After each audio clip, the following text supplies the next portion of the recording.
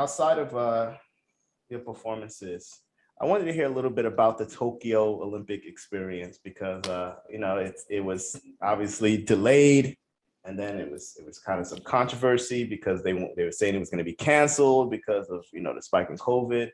And Ashley and I were at the 2016 games, and so my assumption was that it was just going to be really locked down and it wouldn't be the same experience.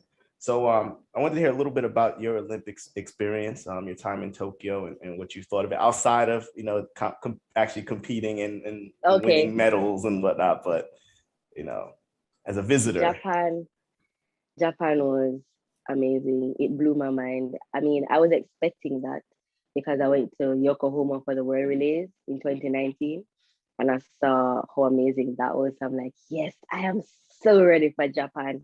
And they did not disappoint.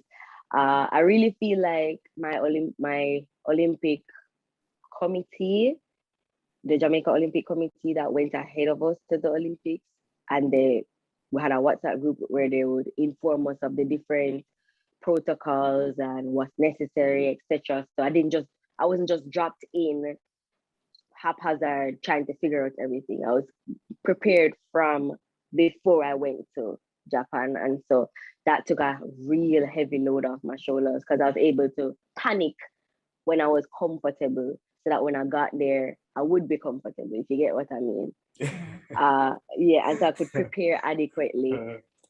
I think because it was my second Olympics as well, I was able to prepare like 100%. So when I went to Rio, I was really disappointed because in Jamaica, Olympics is huge. When you're watching Olympics on the TV, just even in your house, it is an event. So I expected the Olympics itself to be an event. And as you would have known in Rio, that wasn't really the case. It was kind of just trying to just find myself and, being comfortable and just at ease. But I was able to do that in Japan. They had so many options in the food area, so many options that tasted amazing. What? If you were listen, I went vegan for like 4 days and it was easy.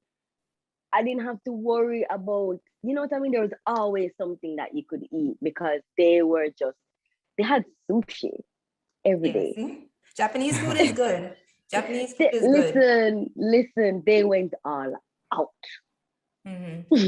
No, that's good to hear. It was and the trip from the village to the stadium, breathtaking. Wow. Breathtaking. It was a great experience. Even without spectators. Yeah, I was wrong. About it. Everyone keeps saying it was great. I was like, but yeah. Yeah, I think the only thing we missed was the camaraderie, just to be able to move around freely. But I mean, food is good. Place is good. We had to run and then leave. So. And then, as I said, the preparation from before, the fact that we saw that there were cardboard beds before we actually got there was a huge thing. Because imagine you showing up to your room and seeing a cardboard bed. So that was really just cardboard beds. Yeah. But I mean, were they like supportive? Could you get a good night's sleep? Yeah. Okay, see, so it's all good. It just sounds worse than it is. Yeah. So you'll actually say it was better overall than Rio? For sure. Wow. I think because it was my second experience, as I said, I was able to be more prepared. Yeah. So I think that's what was really the biggest thing, the preparation. Mm-hmm. The preparation, yeah.